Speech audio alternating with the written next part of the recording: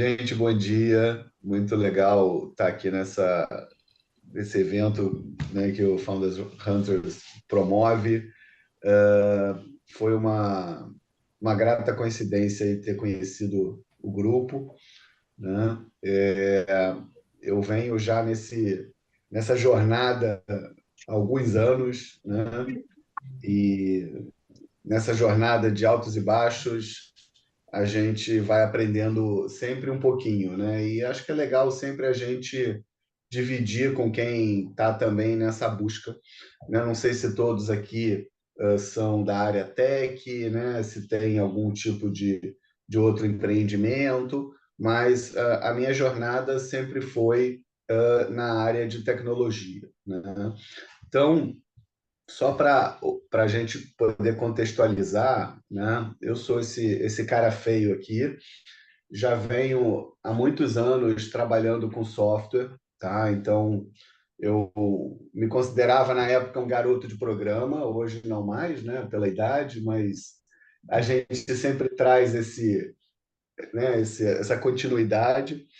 Mas eu comecei lá em 90 e bolinha, né? Na verdade, na época da faculdade ainda, eu sou egresso da UFRJ como engenheiro eletrônico, né? Embora não saiba nem mais soldar um chip hoje, mas também nem é necessário. Mas naquela época eu queria empreender. Eu comecei com um estágio na IBM, na época que a IBM ainda era a IBM, né? Enfim, né? A gente vai lembrar lá atrás, mas hoje, né, hoje eu pergunto para o meu filho quem é IBM, ele não faz nem ideia. Né? E ele é da ciência da computação, só para você ter uma ideia. Né? Enfim, então, naquela época, eu fiz o estágio aqui no Rio, e só que eu não queria seguir carreira CLT e acabei começando a desenvolver, na época em Clipper, um software para videolocadoras. Né? Então, eu criei lá atrás um sistema chamado CG Video, né? Sistema de Gerenciamento de Videolocadora, um nome assim super criativo, né?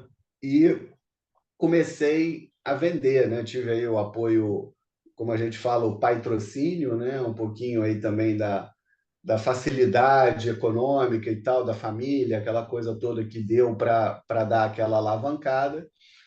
Mas eu fui fazer software, né? Realmente desenvolvia software entre as aulas, né, da UFRJ e vendia para videolocadora.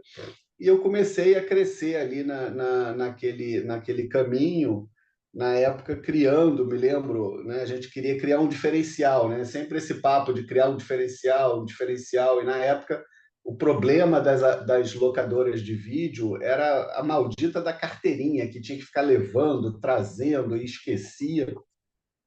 E eu lembro que eu fui uma das primeiras software houses a trazer uma solução de trazer a foto da pessoa na tela. Isso lembrando que a gente está falando de DOS, em Clipper, uma tela que não era gráfica, e a gente foi atrás de uma biblioteca na época, né? Não se chamava nem DLL, nem lib, na verdade se chamava lib, né? Era uma lib que a gente comprou enfim, de alguém que fazia uma tela gráfica e conseguia pegar de um scanner Genius 32 tons de cinza a imagem. E aí a gente conseguiu botar a foto dentro da tela, e isso né, conseguiu fazer com que a gente acabasse com a carteirinha. Bom, daí a gente foi galgando, um cliente indica outro, e a gente começou a ter outros softwares, e chegou uma época que eu tinha 4 produtos, né? O CG Video, de videolocadora, o Snack Control, que foi meu carro-chefe de alimentos, né? De alimentação, de bares e restaurantes, o G-Stock de loja e o Ginástica, de academia de ginástica. Mas esses outros, com exceção do Snack Control, acabaram morrendo, e eu fui focando na área de food service, né? Então, eu comecei ali já nos idos de 96, 97, né? Já tinha montado um escritóriozinho depois de me formado. Eu tinha uma área de treinamento também, naquela época se dava curso de informática, né? Não era YouTube, então a pessoa tinha que ir até o curso de informática para aprender lá Word, Excel e algumas coisas. Na época também a gente teve aí a oportunidade de participar de algumas licitações, né? Que meu pai era muito dessa área, vamos dizer assim, de vender coisas para governo, e ele insistia muito, não, vamos tentar entrar em licitação, licitação, e a gente acabou ganhando uma licitação grande da Telerge, para dar Telerge, né, que fazia telefones, linhas fixas, né, aqui no Rio de Janeiro, né? E a gente acabou ganhando uma licitação de, sei lá, eram 5.000 treinamentos ao longo de 3 anos, desculpa, de 1 ano e meio. Ei, Né? Isso, Marco, oi, você é um verdadeiro Jedi, cara. é, Achamos aqui uma pérola. Fala, continua. porra, antigo, antigo. Né? Com essa carinha, com essa cutis de neném aqui, mas tá rodado, né? Eu sou como eu disse, um garoto de programa rodado. Enfim. E aí, como que eu vou dizer, essa licitação, né, deu uma estabilidade, né? Tipo assim, é como se hoje fosse, sei lá, 5 milhões de reais, uma coisa assim, né, do pacote inteiro, né? Então, uma grana boa que deu para a gente se manter, enquanto eu sempre falava, né, que enquanto o software estava crescendo devagarinho, o treinamento estava indo bem, e aí deu para a gente brincar. E nesse meio tempo, quando o treinamento já estava descendo, eu consegui uma entrada assim meio que de paraquedas, foi uma sorte no Bob's, né? Então o Bob's, que era na época, hoje é uma rede super renomada, na época a gente está falando ali de 96 para 97, ele tinha, sei lá, 60 lojas, estava caindo aos pedaços. Eu cheguei a emprestar computador para o Bob's para a gente fazer um piloto, né, de delivery, né, que eles chamavam de Bob's Phone. E foi muito bom, porque a gente foi galgando, galgando, a gente pegou a rede inteira e aí a gente desenvolveu, isso cresceu. E a Snack Control, que era, né, a minha empresa inicial, né, até esses dias, se vocês me permitem, eu estava fazendo uma arrumação aqui de algumas imagens, né, de algum material. Eu encontrei essas lembranças aí históricas na época do jornal. Botei aí um post que eu fiz no LinkedIn aí, quem quiser me ver de terno e gravata com cara de criança, enfim. E aí a gente foi crescendo nessa área, a gente pegou muitas franquias de alimentação, Bob's, Spoleto, Rei do Mate, eu fiz o Hopi Hari, Play Center. A gente chegou a ter aí, por volta de 2007, quase 5.000 CNPJs rodando com o nosso Snack Control. E aí a Bematec, que era aquela empresa que fazia as impressorinhas fiscais, né, dito dessa área também, né, eu acho que essa questão do SF, né, do emissor de cupom fiscal, né, toda aquela parte das impressorinhas, ajudou bastante a gente a crescer, porque, mal ou bem, naquela época, era uma barreira de entrada essa questão do software fiscal, né? Hoje ficou muito mais simples para entrar com NFCE, NFE. Hoje, né, um XML facilita bastante a vida de quem está desenvolvendo. Mas, na nossa época, tinha que fazer lá via RS-232, via DLLs, via não sei o quê. Era bit para lá, bit para cá. Era bem complexo mesmo. Era uma época que eu ainda programava, né? Então, eu me lembro bem dessa questão e dessa dificuldade. Mas a gente foi crescendo, eu fui ganhando algumas redes boas e a Bematec achou legal comprar algumas empresas. Só que, para mim, não foi a melhor coisa da minha vida. Eu digo que me arrependo todo santo dia depois dessa venda. Né? Na época, eu fiquei com medo de perder tudo, no sentido, a Bematec vai vir, vai comprar o mundo, vai me detonar. Então, se é em vez de brigar, vamos se aliar, né? Se ela quer me comprar, toma, vamos vender.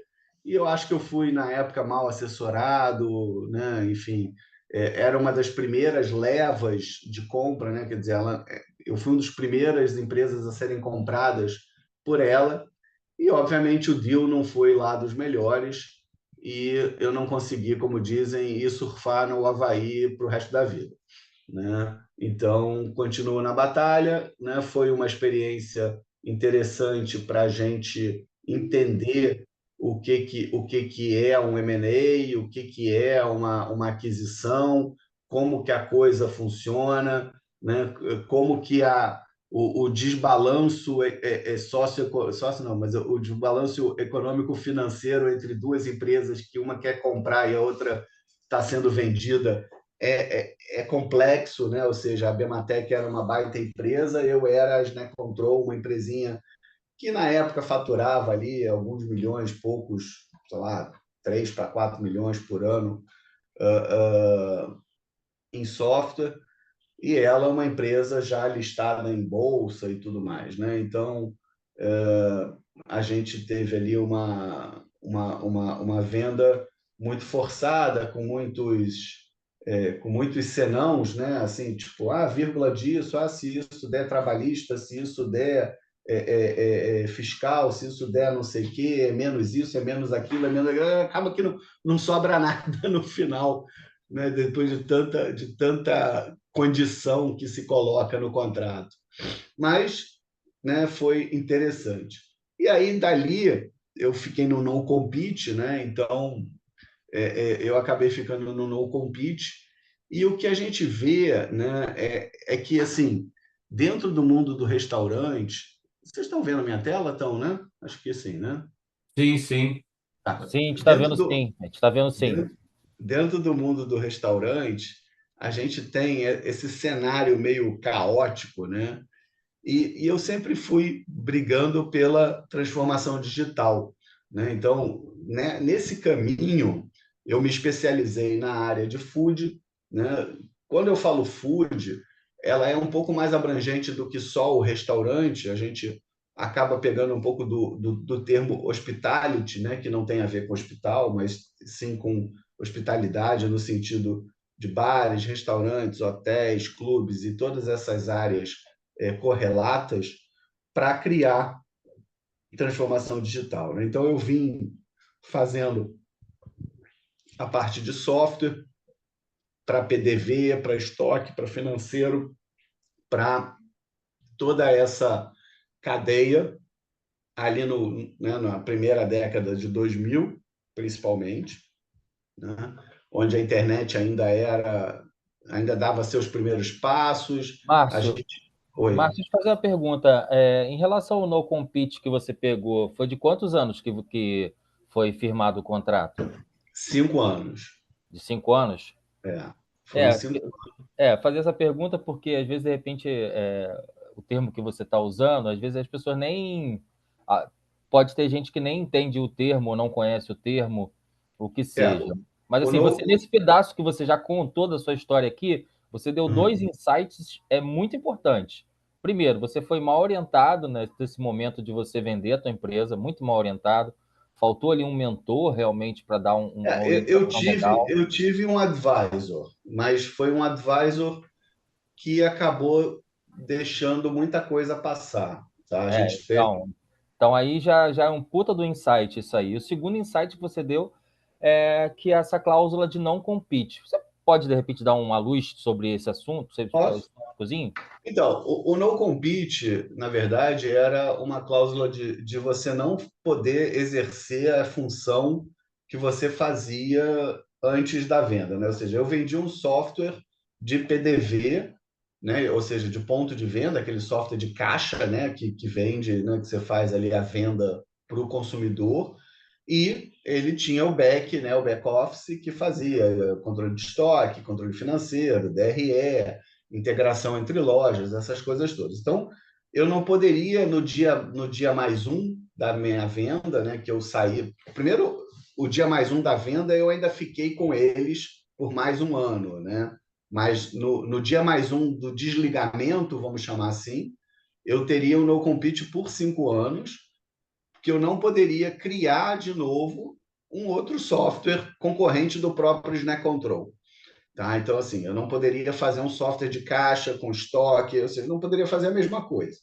Tá? Quando a gente olha isso, aí vai um outro problema que eu passei, esse no compete precisa ser valorizado financeiramente. Se aquilo é o teu sustento, tá? E vamos dizer que você só sabe fazer aquilo, por isso você foi bom e quiseram te comprar, você precisa valorizar essa porcaria, né? E isso me foi mal assessorado, foi um dos meus problemas. Então, no dia mais um, eu comecei a queimar a caixa do dinheiro que eu tinha ganho e isso já foi diminuindo, diminuindo, diminuindo, até eu conseguir fazer outra solução. E aí, nesse caso, né, isso a gente está falando ali de 2009 para 2010, eu enveredei para o delivery online. Então, eu criei um produto chamado Comer na Web, que era, na época, um site, né? A gente não tinha ainda mobile, né? E foi um pouco antes do iFood aparecer. Já existia o Disque Cookie, que é o pai do iFood, ou a mãe, como quiser, né? E eu fiz o Comer na Web, que não era né? Ele não infringia o no compete, porque não era um software de PDV, era um marketplace, e a gente começou a trabalhar nessa área, investindo um pouco da grana que eu tinha recebido para isso. Acho que o Reinaldo levantou a Sim, mão. o Reinaldo quer fazer uma pergunta, mas antes do Reinaldo fazer a pergunta dele, eu vou fazer uma observação aqui. Quem entrou depois, vai no chat da reunião, tem lá um link que o Márcio deixou para você entender um pouco melhor essa história dele, essa jornada dele e esses detalhes que eu fiz essa observação para ele, tanto do no compete quanto da a falta de orientação correta que gerou alguns problemas para ele, tá? Reinaldo, faz a sua pergunta. Marcos, bom dia, tudo bem contigo? Parabéns pela tua jornada, por ser um desbravador, Obrigado. aí na época que tinha o MS-DOS, não era isso? É verdade, é isso aí. Eu sei. Marcos, o que você Márcio. falou, Márcio, o no compete é o ano sabático, não foi isso? Não, não. O no compete é uma cláusula que quem me comprou Ah, colocou no contrato, dizendo: olha, você está me vendendo um produto que faz isso, X, né? sim, Você não pode pegar essa grana que eu estou te pagando e criar um software concorrente do X, não do XX, mas do meu X ali, do meu produto, né? sim, E você não pode criar um software concorrente. Então, eu fazia um software de controle de venda, vamos sim, resumir assim, né? Então, sim, o cliente chega lá no caixa, eu vendia o produto, aquele software era parte do que eu fazia. Então, o No Compete dizia: você não pode fazer um software similar a esse pelos próximos 5 anos.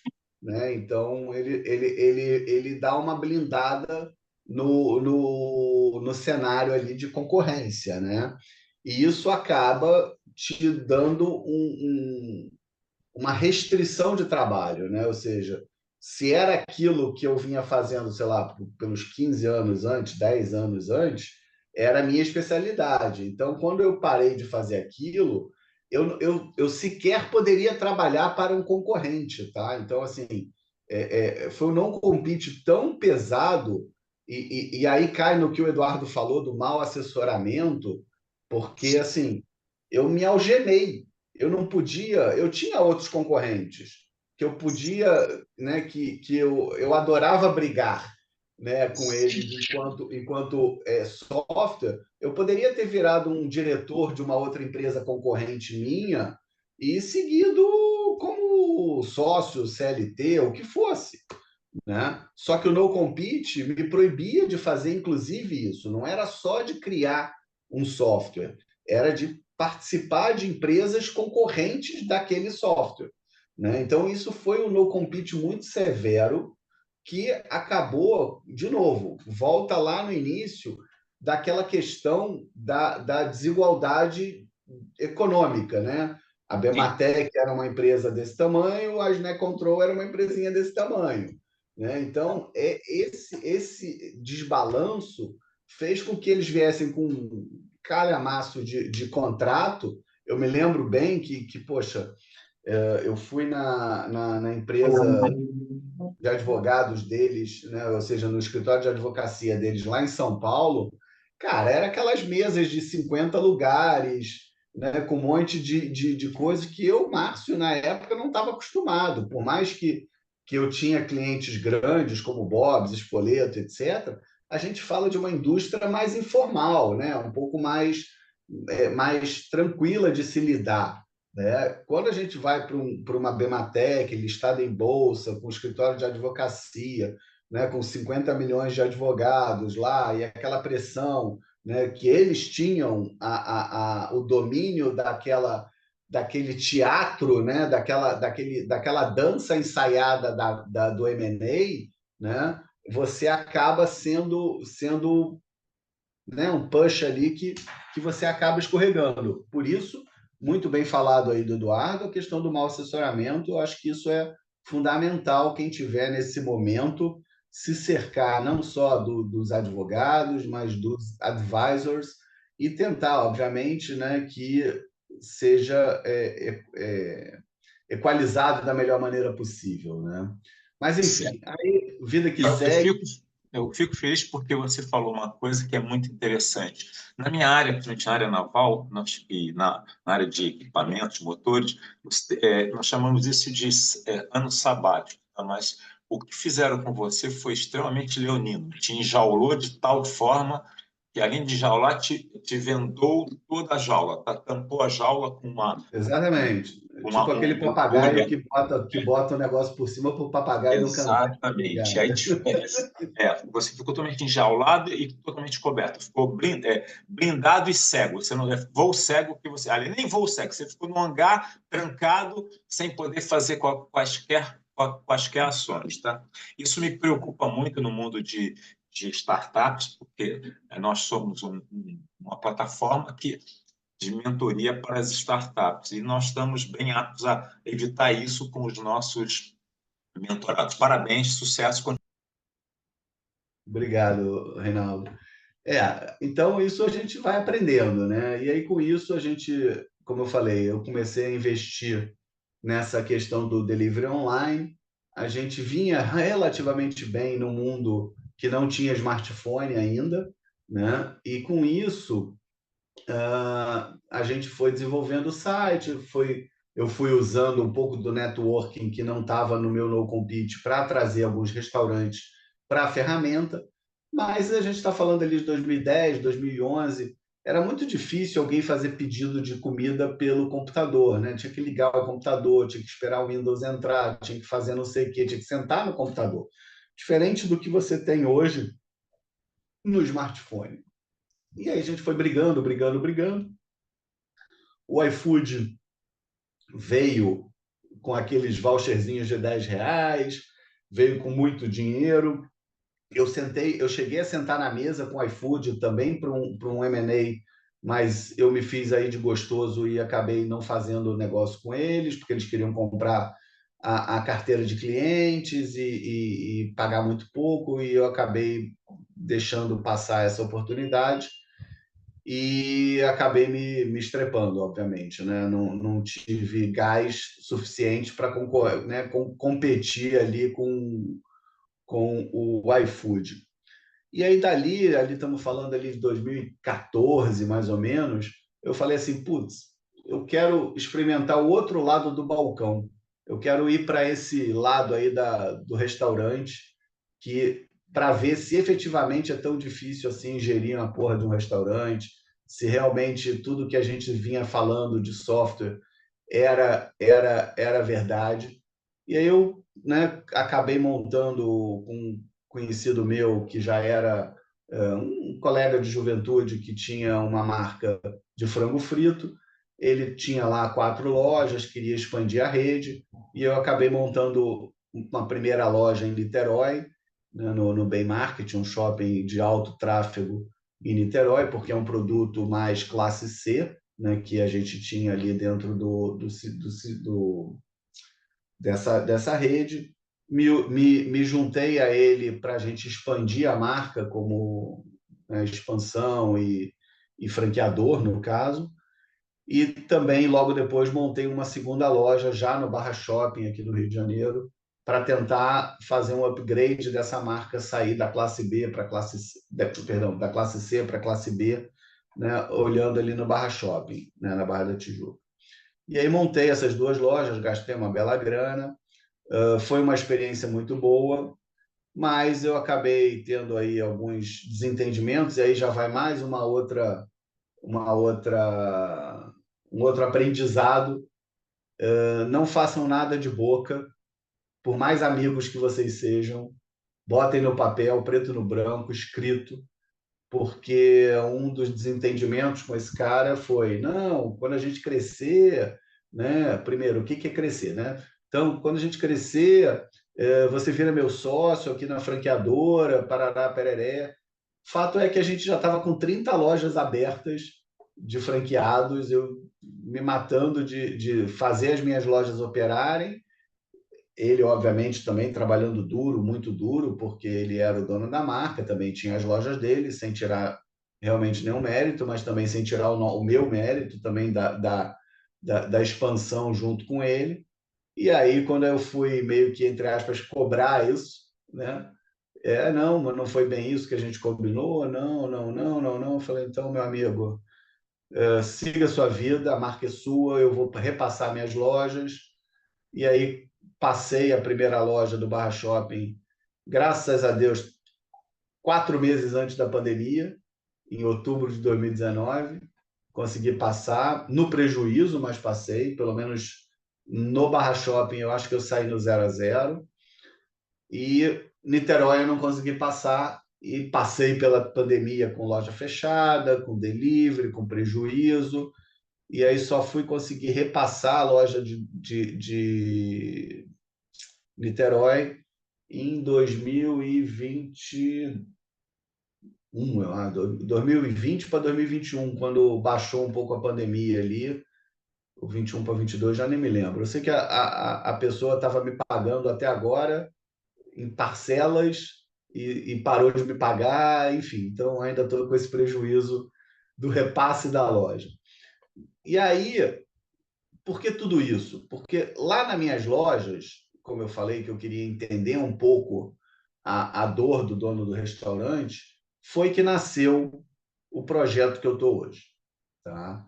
Então, primeiro, em paralelo, enquanto a gente tinha as lojas, eu também dava consultoria, eu também tenho uma vertical aqui de consultoria para software, né? Então, a gente ajuda empresas de software para food service, né? Então, empresas que querem melhorar seu produto na área de food service e também varejo, a gente ajuda não só no roadmap, como no go-to-market, como na questão de treinamento para a parte comercial. Então, eu passei nesses últimos 5 anos, mais ou menos, entre TOTUS e Alterdata e algumas outras empresas menores fazendo essa área de treinamento e consultoria para softwares, né? Então, a última grande foi a Alterdata, que tem um produto chamado Spice, e a gente atuou lá ajudando eles por quase 3 anos, fazendo desde roadmap, a go-to-market, a estratégia, né, participação, networking, enfim, toda essa questão como se de fato fosse um advisor ali do diretor da área e atuando pontualmente em alguns casos. Bom, e em paralelo, né, nasceu da minha dor, né, o Cota Compras, tá? Ou seja, o Cota Compras, que é hoje um software voltado para a gestão de compras, tá? Então, lá na minha loja, nas lojas, no caso, eu tinha 2 lojas. Para começar, eu não conseguia estar nas 2 lojas ao mesmo tempo, né? Então, ainda mais uma na Barra da Tijuca, outra em Niterói, né? Fisicamente bastante distante. E eu tinha gerentes nas minhas lojas que faziam as compras. Hoje, para quem não sabe, a compra do restaurante é provavelmente o ponto mais traumático do sucesso ou do prejuízo de um restaurante, tá? Por quê? Porque se a gente pegar o DRE do restaurante, né, o demonstrativo de resultado e dividir em blocos grandes, a gente vai ter ali, falando de shopping center principalmente, quase 20, 25% do teu DRE é custo de ocupação. Os outros 20, 25% é custo de mão de obra. Os outros 25, 30% é custo de mercadoria para venda, né? Ou seja, insumos para você comprar e vender, o famoso CMV, né? O custo da mercadoria vendida. E o restante ali, os 15, 20%, são outras despesas gerais. O custo de ocupação, o custo de mão de obra, uma vez que você decide o teu negócio, não dá para você ficar mexendo todo dia. Você não consegue ficar mandando gente embora, contratando outro mais barato, você não consegue ficar mudando de local toda hora, né? Então, são custos variáveis, mas que acabam ficando fixos no final da história, né? Porque você não consegue mudá-los com algum tipo de controle que você faz. Quando a gente vai para o CMV, a gente consegue ter uma margem boa de controle sobre o que a gente compra, né? Então, o CMV, eu costumo dizer que assim, controlar o desperdício é fundamental, mas você errar na compra é mortal, né? Então, eu, por exemplo, nas minhas lojas, gastava por mês quase 2 toneladas de farinha. A gente fazia frango frito, então era sassami, farinha e batata frita. Eram os 3 insumos prioritários. Na época, o meu gerente fazia isso daqui, ó, me mandava esse tipo de cotação aqui, né? Ele mandava o Excel de guardanapo, que eu chamava, né? Então, ele me mandava ali o sassami, o filé, a coxa, né? E aí mandava o preço na JBS, na Frigocenter, na Copa, sei lá das quantas, e eu tinha que acreditar que ele estava, de fato, fazendo uma busca pelo melhor preço, pela melhor qualidade, por tudo isso. Então, isso era muito desgastante, porque a gente, por mais que tivesse 3 itens principais, o restaurante tinha, sei lá, 200 itens, 300 itens, né? Hoje eu tenho cliente que sobe base de dados no nosso sistema com 1.000, 1.500 itens, entre rótulos de vinho, material de limpeza e tudo mais. Então, é muito item que o comprador do restaurante precisa se preocupar. E aí, a gente vê que se eu tivesse, por exemplo, pegando esse exemplo aqui, que está na tela, comprado o filé de frango na JBS a R$ 6,90, ao invés de ter comprado ele, sei lá, na Frigocenter a R$ 6,29, eu teria, né, perdido em 1.000 quilos R$ 600, fácil ali, sem ter feito nenhum esforço praticamente. Eu teria já perdido R$ 1.000, R$ 700, e isso em um item, né? Imagina em 100 itens, né? Em 200 itens. Então, ao invés de eu ter uma compra no mês, sei lá, a gente faturava ali, tinha mês que faturava 180, 160 mil, 180 mil numa das lojas. Se a gente está falando ali de 30%, a gente está falando ali de 54 mil, mais ou menos, de custo de mercadoria, né? Que é mais ou menos 30%, 35%, né, que varia o CMV de um restaurante bem gerido, né? Óbvio que tem exceções, mas na média é isso que os restaurantes buscam. Então, se a gente conseguia, por exemplo, reduzir os 35% para 30%, né, a gente está falando ali de 5 pontos percentuais, né, que dá mais ou menos ali uns 10, 12, talvez 12 a 15%, né, entre 35% e 30%, né? A gente estaria reduzindo, por exemplo, de 50 e poucos mil para talvez 48 mil, enfim. Então, aqueles 6, 7 mil reais vão direto para a última linha do DRE, que é o lucro, né? Ou prejuízo para diminuir, né? Mas, enfim, ele vai diretamente ali para aquele teu lucro, para a tua lucratividade. E no restaurante, a lucratividade basicamente é o bolso do dono, né? Então, vai direto, né, para o dono. E isso era muito complexo, porque eu não tinha o Cota Compras na época, né? E a gente fazia isso, como está na tela aí, de forma, né, manual, por foto no WhatsApp, por isso eu tenho essa foto ainda, né? Ou seja, óbvio que aqui tá numa arte, mas a foto em si era uma foto que o meu gerente me mandava no WhatsApp, né? Então eu tinha lá essas imagens, né? E era assim que eu gerenciava, ou seja, ele me mandava a foto, eu tinha que acreditar naquilo e tudo mais. Então, dessa jornada me veio a ideia de falar, porra, existe um gap aí de gestão de compras, e como eu já conhecia também a maioria dos softwares ERPs de food service, né? Seja Lynx, TOTUS, Alterdata, enfim, esses softwares mais comuns de food para médio porte, eles não tratam a gestão de compras, eles tratam, em geral, a partir da nota fiscal quando chega na loja, que ela vira, né, o XML ali para entrar como estoque.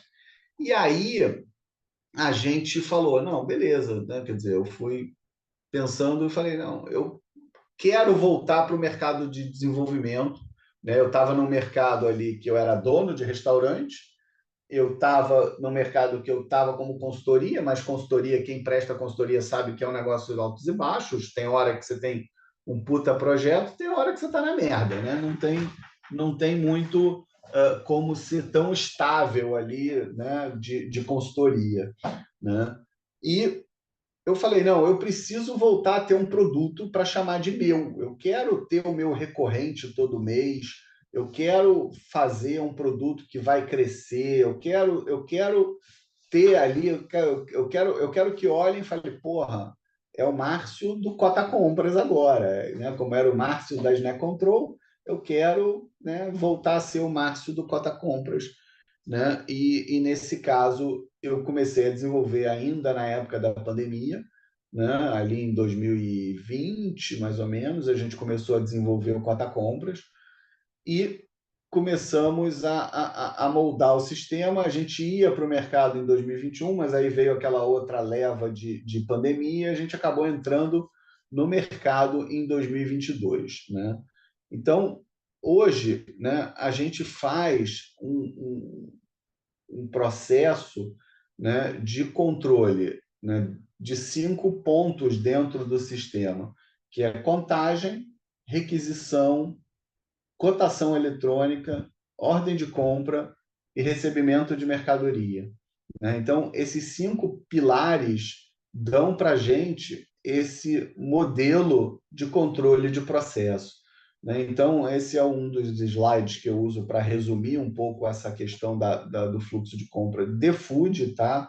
Então, eventualmente, outros modelos de supply chain são um pouco diferenciados, mas em food, em geral, né, a gente vê bares e restaurantes, donos de bares e restaurantes, comprando sem planejamento, sem separar o que precisa comprar, sem saber o que tem no estoque, né? O cara vai lá e precisa de 30 quilos de arroz, mas ele não sabe nem que ele tem 20 quilos de arroz ali no estoque. Sem cotar. Ah, Márcio, mas eu sou uma franquia que tem que comprar do cara X. Ok, é um problema diferente. Mas se você não tem essa restrição contratual, comprar sem cotar é dar um tiro no pé, né? E cotar hoje é um trabalho complexo. Então, dentro do Cota Compras, o que a gente fez? A gente automatizou isso. A gente tem robôs de WhatsApp que disparam uma ferramenta de captura, né? Ou seja, de preenchimento de preço para os vendedores daqueles fornecedores, que já vão jogar dentro da plataforma, já vai montar para você dentro de todo o sistema a sua grade de compras, onde você já vai ter ali todo Excel já ali pronto, né? Então você não precisa criar uma planilha, você não precisa saber macro, você não precisa fazer nada, você já vai ter dentro do sistema tudo tabelado, tudo planilhado nessas grades, e com poucos cliques você devolve para os seus fornecedores as ordens de compra e depois você compartilha isso automaticamente também com a loja, para que a loja possa receber e comparar as mercadorias, porque existem 2 ralos muito grandes no food. Um é errar na compra, como eu falei, é mortal, e outro é no recebimento de mercadoria. Infelizmente, seja no Rio, em São Paulo, em qualquer lugar, o mercado de entrega de fornecedores de food service, ele é muito zoneado, para não dizer, em alguns aspectos, com uma grande má-fé. Então, você às vezes negocia uma coisa a 8, né, sei lá, você negociou 20 quilos a R$ 10, né? É capaz de chegar 30 quilos a R$ 12, ou é capaz de chegar 8 quilos a R$ 40. É muito zoneado isso, infelizmente. E se você não compara, se você não confronta o que você negociou com o que está chegando, é mais um buraco para o teu CMV, porque na hora que você negociou 20 quilos a R$ 10, se o cara te manda 15 quilos a R$ 15, você não só tem menos mercadoria, como você pagou mais caro. Então, no final, você gastou mais ainda, né? Então, acaba sendo muito complicado. Bom, eu tenho alguns e-books também aí para quem quiser ter aí o prazer de ler um pouquinho mais aí do nosso material, tá? Fiquem à vontade, tanto nesse link quanto no QR Code. E, de uma forma geral, hoje, né, a gente tem um sistema de gestão de compras que funciona não só para bares, restaurantes e hospitais em geral. A gente acabou agora mesmo de fechar com uma importadora de maquinários agrários que está querendo trabalhar com o nosso sistema, né? É um sistema bem simples em termos de burocracia, mas, ao mesmo tempo, tem uma automação bem interessante que elimina e compartilha as informações, elimina a necessidade de você ter que ficar criando Excel, ou criando formulários, ou criando checklist, e compartilha a informação por ser uma plataforma web multi-CNPJ, onde você pode ter aí uma loja, 2 lojas, 10 lojas, trabalhando em conjunto. Bom, gente, eu fico por aqui, deixando aí, né, mais uma vez, meus agradecimentos, e abrindo aí para perguntas e um bate-papo aí que estou à disposição. Valeu, Márcio. Obrigado aí pelo teu tempo, obrigado pelos vários insights que você trouxe para a gente aí. Muito legal a tua história. Caramba, tu veio lá realmente criando um produto incrível lá atrás e hoje você já está com um novo produto, né? Mais um desafio, né? Com certeza. E assim, alguns insights que você trouxe foram fundamentais, principalmente aqueles que eu destaquei, né? E depois você trouxe mais um outro que você passou de novo com outro sócio. Então, o problema de você ter um contrato, de fazer tudo no papel, tudo bonitinho, ter um acompanhamento jurídico. Então, aqui hoje na sala a gente tem aqui uma empresa que é parceira nossa jurídica, está aqui na sala hoje, da Signa Juris, está acompanhando a reunião. E a gente tem alguns parceiros estratégicos aqui no Founders para dar esse acompanhamento para as startups. E, claro, a gente tem os nossos mentores também, né? A gente tem uma equipe de mentores, de 10 mentores sêniores, onde nessa área de compliance, por exemplo, uma das mentoras que quem quiser fazer parte da rede Founders Hunter e adquirir um passaporte para ter acesso aos mentores, uma das mentoras na área de compliance, ela é mestre, doutora e professora na PUC São Paulo, a Maria Eugênia, né? Que hoje muitas das coisas que você falou tem a ver com compliance, com essa assessoria jurídica. Então, por isso eu estou destacando essa nossa mentora aí. Gente, quem tiver a fim de fazer uma pergunta, fica à vontade. Marcos, também, você queria falar alguma coisa, fica à vontade, tá? Vocês podem fazer a pergunta que vocês quiserem. E, Márcio, obrigado pelo teu tempo. Obrigado a vocês. Bem, enquanto ninguém faz pergunta, Márcio, me identifiquei muito contigo. São muito parecidos, os dois são gatos. Cara, tu acredita, né? Quando eu também comecei a desenvolver mais ou menos com 18 anos. Com 19 anos, eu já comecei a dar aula em escola técnica, sem ter faculdade. E aí, cara, aconteceu um negócio muito engraçado. Teve uma mãe de uma aluna, que a aluna comentou com ela: mãe, o meu professor faz programa. A mãe da aluna perguntou: quanto é que ele cobra? Não, senhora, não é esse programa, não, é outro programa de computador. Eu falei, cara, que doideira, que viagem. E assim, muito bacana, cara, a sua história. Você tem todo o perfil para ser também um mentor, ser um conselheiro de startup. E você tem não só parte de desenvolvimento, mas de negócio também, que é Sim. muito difícil, né? Geralmente o cara, quando é dev, é só dev. Ou o cara é comercial, é só comercial. Tanto você quanto eu, nós temos esses dois perfis unidos numa coisa só. E isso é muito difícil, cara, de achar, entendeu? E para conselheiro, por exemplo, você consegue enxergar já o problema já quase que instantâneo, né? Dependendo do que a pessoa está te apresentando. Eu queria compartilhar aqui com todo mundo, botar o link aqui do, do evento que nós realizamos, Márcio, não sei se você ficou sabendo, fizemos um evento para comemorar o lançamento da rede social no Copacabana Palace, e estou mandando aqui o link para quem Estou abrindo aqui para ver. Isso, para quem não ficou sabendo, conheceu, foi muito legal. E esses eventos presenciais, eles fazem parte da nossa rede social. Eu tenho duas notícias legais para dar para todo mundo. Vai ter a segunda edição, só que agora vai ser um summit. Esse primeiro foi bem exclusivo para apenas 60 pessoas, tá? Que fazem parte do Funders, foi no Copacabana Palace, dia 29 de agosto. O próximo, ele será um evento para mais ou menos 700 pessoas. Vai ser um evento nos salões do Copacabana Palace de negócio, tá? Vão ter grandes empresas, então vai ter eu e o Eduardo estamos preparando um roteiro, então vai ter toda uma dinâmica onde empresas vão poder apresentar seus produtos, teremos startups participando também, apresentando seus produtos, e podemos falar um pouquinho mais sobre isso depois. E aí, quem quer se manter informado, vou mandar aqui o link da página de download do aplicativo do Funders. É só abrir essa página, tem lá o link para Android e iOS. A outra boa notícia é que vai sair a versão 2.0 do nosso aplicativo, tá? A nova versão vai ter muitas funcionalidades interessantes. A rede social é focada apenas em B2B. Não é uma rede social para ficar se postando coisas aleatórias, somente para negócio. Estou em busca de parceiro, de sócio, quero investidor, sou uma startup, estou precisando de ajuda. Você vai lá, na partir da nova versão 2.0, vai ter uma limitação de postagem. Cada pessoa só pode fazer 3 postagens, então realmente vai ser um produto, uma plataforma 100% focada em negócio, tá? Enfim, esse recado que eu queria dar. E depois, Márcio, eu queria ter uma palavra contigo, conversar com você, se der para o Eduardo também, beleza, senão eu falo diretamente com você, tá? Até sobre esse evento também, no próximo evento que teremos no Copacabana. Eu tô vendo aqui no site o pessoal da Justa, né? O Views, foi até Sim, premiado. sim. Que nós aproveitamos, cara. Eu conheço o Views já de muitos anos, da época Isso. da época da Bematec ainda, ele era da Bematec, da área de treinar, da Universidade da Bematec, e foi bem na época da fusão lá, quando eles me compraram. Conheço já o Views há muitos anos.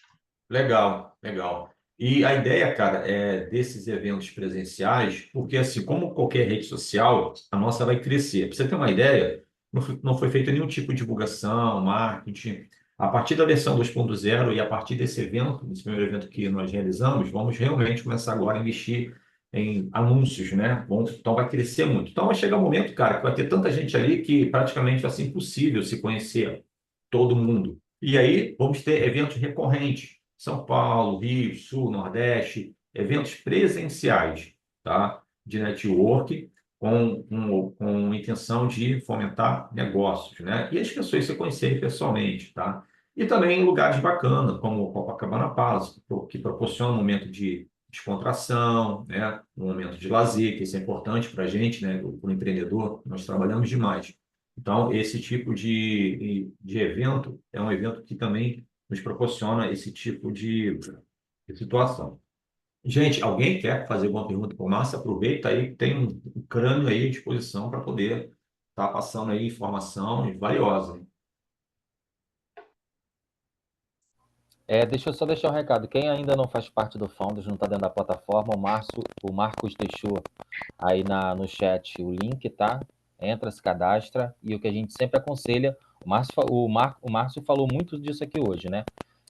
Sempre faça negócio acompanhado de alguém que possa te orientar. Então, dentro da plataforma, a gente tem toda a assessoria jurídica, contábil, tem mentores, e eles podem acompanhar você em qualquer tipo de negócio. Então, e além disso, dentro da plataforma, você ainda pode deixar a avaliação de negócios que você fez, se foram bons, se foram ruins, e assim a gente vai classificando, né?